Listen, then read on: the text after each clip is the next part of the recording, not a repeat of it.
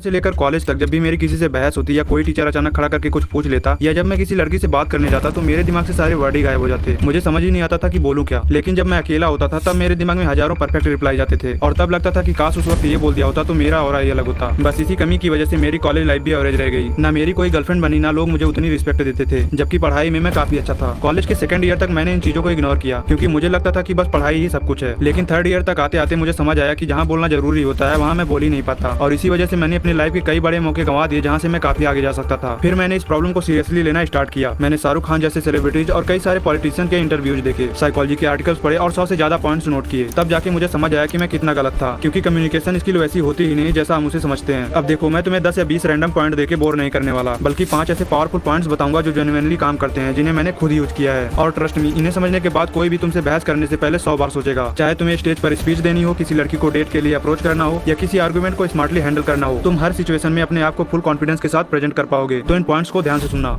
सबसे पहले समझते हैं कि जब हमारी किसी से बहस होती है या फिर जब हम किसी लड़की के सामने जाते हैं तो हम ब्लैंक क्यों पड़ जाते हैं। देखो, साइकोलॉजी कहती है कि जब भी हम किसी हाई अथॉरिटी इंसान से बात करते हैं, जैसे बॉस, टीचर या किसी लड़की से, या फिर किसी आर्गुमेंट या क्रिटिकल सिचुएशन में होते हैं, तब हमारा कॉन्फिडेंस अचानक से गिर जाता है। उस वक्त हमारे दिमाग में एक साथ हजारों थॉट्स चल रहे होते हैं, लाइक सामने वाले की बात समझनी है, बॉडी लैंग्वेज कंट्रोल में रखनी है, क्या बोलना है वो सोचना है, और सबसे बड़ा डर, अगर मेरे मुंह से कुछ गलत निकल गया तो सामने वाला मेरे बारे में क्या सोचेगा। ये ओवर थिंकिंग हमारे दिमाग के वायरिंग को हिला के रख देती है। साइंस की लैंग्वेज में इसे ही अमिगडाला हाईजैक कहते हैं, जिसका मतलब है कि जब हम किसी प्रेशर में होते हैं तो हमारा लॉजिकल दिमाग यानी prefrontal cortex temporary shut down हो जाता है और इसी वजह से हम कुछ बोल ही नहीं पाते। अब अगर तुम मुझसे या साइकोलॉजी से इसका सोल्यूशन पूछो तो जवाब सिंपल है, मैदान में उतरो। यानी अपने आप को जानबूझकर उन अनकंफर्टेबल सिचुएशन में डालो जहां बोलना पड़ता है, जैसे क्लास में खुद से आंसर देना, डिबेट या डिस्कशन में पार्ट लेना या पब्लिक स्पीकिंग ट्राई करना। अब अगर ये सब तुम्हें टफ लगता है तो शुरुआत अपने दोस्तों से करो। अपने दोस्तों के साथ किसी भी टॉपिक पर बहस करो, क्योंकि जितनी बार तुम खुद को मैदान में डालते हो उतनी बार तुम्हारा दिमाग प्रेशर हैंडल करना सीख जाता है, तुम्हारी ओवर थिंकिंग कम होती है, कॉन्फिडेंस बिल्ड होता है और धीरे धीरे तुम कम्युनिकेट करना सीख जाते हो। लेकिन यहाँ एक प्रॉब्लम है, तुम्हारी प्रैक्टिस तभी काम करेगी जब तुम्हारा दिमाग शार्प होगा। और इसके लिए पॉइंट 2 को समझो।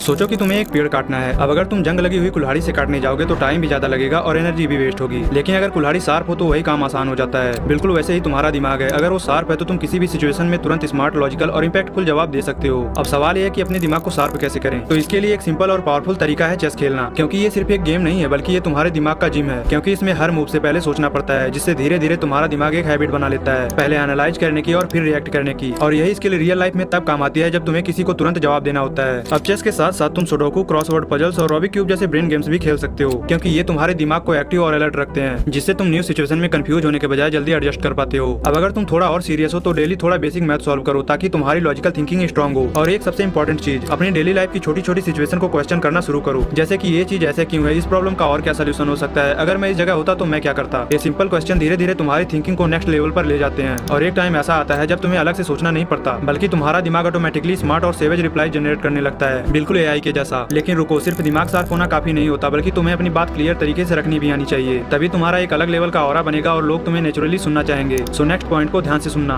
कई बार प्रॉब्लम ये होती है कि रिप्लाई दिमाग में होता है लेकिन मुंह से निकलता ही नहीं, और अगर निकलता भी है तो इतना स्लो, कंफ्यूज्ड या लो एनर्जी होती है कि सामने वाला तुम्हें सीरियसली लेना ही बंद कर देता है और वहीं पर तुम्हारा कॉन्फिडेंस गिर जाता है। अब इसका सोल्यूशन क्या है वो सुनो। तुम्हें बस 15 मिनट डेली वोकल फ्लुएंसी की बस 2 बेसिक एक्सरसाइज करनी है। नंबर 1, एक पेन या पेंसिल दांतों के बीच हॉरिजॉन्टली पकड़कर सिंपल सेंटेंसेज बोलो, जैसे मैं आज अपने दोस्तों के साथ बाहर जाऊंगा। तुम जो चाहे बोल सकते हो। शुरुआत में मुंह टाइट लगेगा, वर्ड्स क्लियर नहीं आएंगे, लेकिन जैसे ही पेन हटाकर तुम वही सेंटेंसेज दोबारा बोलोगे, तुम्हें फील होगा कि क्लैरिटी सडनली इंप्रूव हो चुकी है और तुम्हारी बोलने की स्पीड भी बेटर हो गई है। ये वही टेक्निक है जो एक्टर्स और पब्लिक स्पीकर्स यूज करते हैं जब उन्हें अपनी डिलीवरी शार्प और इम्पैक्टफुल बनानी होती है। नंबर 2, जब भी बात करो तो अपने माउथ को थोड़ा एग्जीगरेट करो, मतलब लिप्स और जॉ को थोड़ा कॉन्शियसली ज्यादा मूव करो, क्योंकि जब मुंह ओपन और एक्टिव होता है तो क्लैरिटी ऑटोमेटिकली वॉइस में आ जाती है और तुम्हारी आवाज ज्यादा स्ट्रॉन्ग और कॉन्फिडेंट लगती है। लेकिन एक प्रॉब्लम अभी भी है, जब हमें किसी को जवाब देना होता है तो दिमाग में शार्प और सेवेज रिप्लाई आते ही नहीं, और इसी का सिंपल सोल्यूशन है पॉइंट 4। देखो, जब तक तुम्हारे दिमाग में इनफ एग्जांपल्स नहीं होंगे तब तक तुम क्रिएटिव या विट्टी रिप्लाईज दे ही नहीं पाओगे। साइकोलॉजी कहती है कि जो हम देखते हैं वही हमारा दिमाग ऑब्जर्व करता है, मतलब अगर तुमने कभी स्ट्रॉन्ग या स्मार्ट रिप्लाई सुने ही नहीं होंगे तो तुम्हारा दिमाग उन्हें क्रिएट ही नहीं कर सकता। इसीलिए रोज थोड़ा ऐसा कंटेंट देखो जो तुम्हारे दिमाग को स्मार्ट रिप्लाईज की ट्रेनिंग दे। इसके लिए 4 टाइप का कंटेंट काफी इफेक्टिव होता है। Number 1, debates. ऑब्जर्व करो कैसे लोग इनिशियली रिस्पॉन्ड करते हैं और अपनी बात को स्मार्टली रखते हैं। नंबर 2, सेलिब्रिटीज के इंटरव्यू। इंटरव्यूज, उनकी टाइमिंग, उनका कॉन्फिडेंस और उनकी डिलीवरी नोटिस करो। स्पेशली शाहरुख खान के इंटरव्यूज, वहाँ तुम्हें रियल लाइफ एग्जांपल्स मिलेंगे। Number 3, stand up comedians. ये लोग पंचलाइन को कैसे सेट करते हैं और अपनी टाइमिंग को कैसे कंट्रोल करते हैं, इस पर फोकस करो। Number 4, great public speakers. कैसे ये लोग पॉजेज लेते हैं, इमोशंस को यूज करते हैं और बॉडी लैंग्वेज से बात को इंपैक्टफुल बनाते हैं। इन सारी चीजों को ऑब्जर्व करो और जब भी ये कंटेंट देखो तो बस कंज्यूम मत करो, बल्कि इन 3 चीजों पर कॉन्शियसली ध्यान दो। उनकी बॉडी लैंग्वेज, इमोशंस और पॉज लेने का तरीका। फिर धीरे धीरे उन्हें अपनी रियल लाइफ कन्वर्सेशन में अप्लाई करना स्टार्ट करो। और हाँ, अगर कंटेंट की बात चली रही है तो मेरे वीडियोज भी देख सकते हो, वहाँ तुम्हें डायरेक्टली यूजेबल इंसाइट मिलेंगे। सो अगर अभी तक सब्सक्राइब नहीं किया है तो अभी कर लो।